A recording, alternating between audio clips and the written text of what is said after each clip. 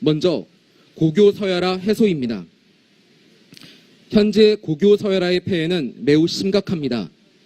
일반 고등학교는 불공정한 고입 전형으로 인해 2부 리그, 슬럼화의 고통을 겪고 있습니다.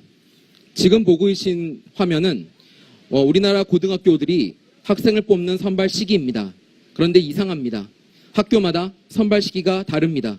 보시면은 영지학교가 먼저 학생들을 선발하고 그렇게 해서 선발이 끝나면 남은 학생들이 정기학교에 지원하게 됩니다.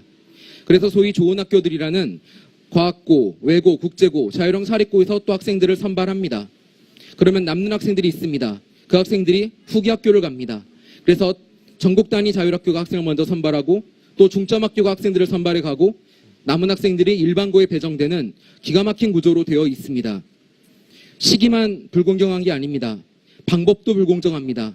아까 말씀드렸던 학교들은 옆에서 보시는 것과 같이 다양한 방식, 학교가 원하는 방식, 학교 마음대로 학생들을 선발하고 있습니다. 그에 반해서 일반고는 남은 학생들을 추천 배정받고 있는 현실입니다. 이런 가운데서 일반고는 불공정한 고입 전형으로 인해 2부 리그, 슬럼화라는 그러한 고통들을 겪고 있습니다. 그런 학교들이 적다고 생각하십니까? 그렇게 일반고에 위에 있는 학교들이 적다고 보십니까? 2016년 기준으로 우리나라 고등학교의 수는 2353개입니다. 그중에 과학고, 영재고, 외고, 국제고, 또 자율형 사립고까지 합하면 무려 112개입니다. 4.8%에 해당이 됩니다. 학생수로 설명드리겠습니다. 학생수라면 4.4%입니다. 그런데 이 4.4%에 해당되는 25,246명은 우리나라 서울 연고대, 서강대, 성균관대, 한양대, 중앙대까지 26,000명을 다 채울 수 있는 그 정도의 인원입니다. 주요 10개 대학이 2년간에 거쳐서 결과가 나왔습니다. 보시면 맨 오른쪽에 있는 주황 색깔이 수능 전형을 통해 들어온 학생들의 학업 성취도입니다.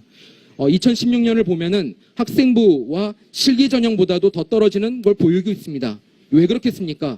소위 수능을 보면 똑똑한 학생이라고 착각합니다. 그렇지 않습니다. 그 학생들이 하는 정답 맞추기 교육은 그 학생들의 역량을 키우는 교육이 아니고 그런 시험이 아니라는 겁니다. 이런 부분에 대한 문제제기가 없다면 우리 교육은 절대 한 발짝도 더 나갈 수가 없다라는 이야기입니다. 그런데 저의 경험으로 봐서 나무 하나하나가 가지고 있는 많은 문제점도 있겠지만 한번 숲을 보자. 그랬을 때 그 숲을 본질적으로 꿰뚫는 저는 교육 문제 키워드 3개를 나름대로 정리해봤습니다. 하나는 서열 공부를 합니다. 등수 따기, 점수 따기를 합니다. 그래서 한 등수라도 올라가는 것, 그게 공부가 돼버렸어요.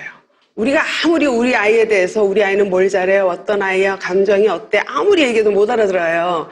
그런데 우리 아이는 우리 반에서 1등해. 그러면 우리 학교에서 1등해. 그러면 이렇게 돼버리는 거잖아요.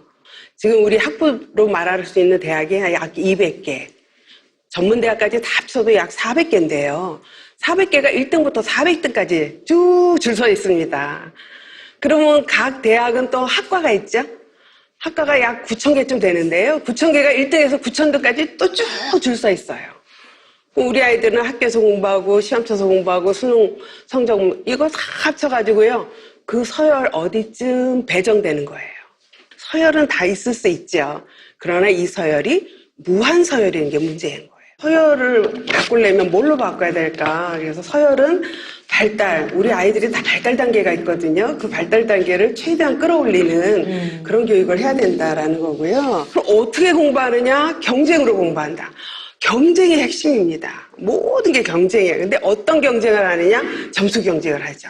1점이라도 더 해야 되고 한 등수라도 더 올라가야 되고 이렇게만 돼야. 그래서 너와 나는 친구가 될 수 없어요. 적인 거죠. 경쟁을 해야 되니까. 경쟁할 수 있죠.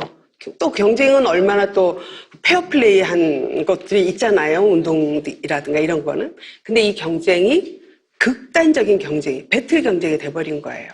오로지 한 등수 올라가는 것만이 목적이 된. 그러다 보니 모든 시험이 교육이고 시험이 돼버렸어요. 수능을 정점으로 해서 모의고사, 월말고사, 기말고사, 주초고사, 주말고사, 중간고사, 얼마나 시험이 많은지 몰라요. 학습지까지. 경쟁은 이제 협력으로 바꿔야 된다. 교육과정으로 다 구성이 가능하거든요. 지금 경쟁, 서열 이런 것들이 다 교육과정으로 구성됐기 때문에 그렇게 되는 거거든요. 그래서 무슨 인간이 되는 겁니까? 어떤 인간이 됩니까? 차별하는 인간이 돼버린 거예요. 차별하는 인간. 우리 사회에 왜 이렇게 혐오가 만연하고 갑질이 만연하고 장애인 부모는 무슨 죄가 있어서 무릎 꿇고 울어야 되고 여성 혐오는 왜 이렇게 저변에 깔려가고요? 소수자 장애자는 왜 이렇게 사귀기가 힘듭니까? 차별하는 사람들이 상식이 되고 있어요. 나는 열심히 공부해서 이 독점적 지위를 누리니까 너희들은 차별할 수 있어.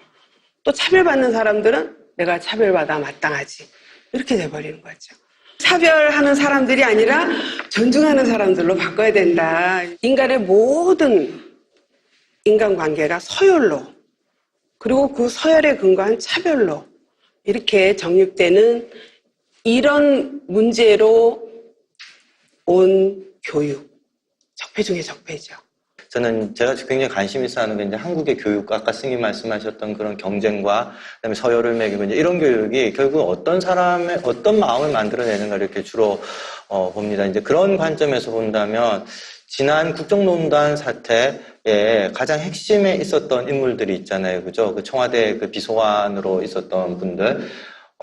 그 분들은 엄청난 엘리트들이었죠. 그 사람들이 한국 교육의 예외적 결과인가 아니면 한국의 교육에 체계적으로 생산할 수밖에 없는 어떤 논리적인 필연적인 결과인가. 또 다른 거 한번 볼까요? 우리 백남기 농민 그 가슴 아팠던 그 사건에 연루되어 있었던 뭐 서울대병원의 많은 의사들. 근데 그 지위에 올라가 있는 사람들이 어떻게 권력에 저항하거나 또는 자신의 전문성에 반하는 일을 지시받거나 강요받았었을 때 어떻게 행동했던가. 그 백남기 농민의 사건에서 그 전문가들이 보여준 모습은 자기를 보호하지도 못했고 자기 직업이 갖고 있는 전문성도 보호를 하지 못했다는 거죠. 그렇다면 한국의 교육이 아까 장혁 스님 말씀하신 저런 그 역사와 저런 과정 속에서 만들어진 한국의 교육이 어떤 사람을 만들어내는가 굉장히 초라합니다.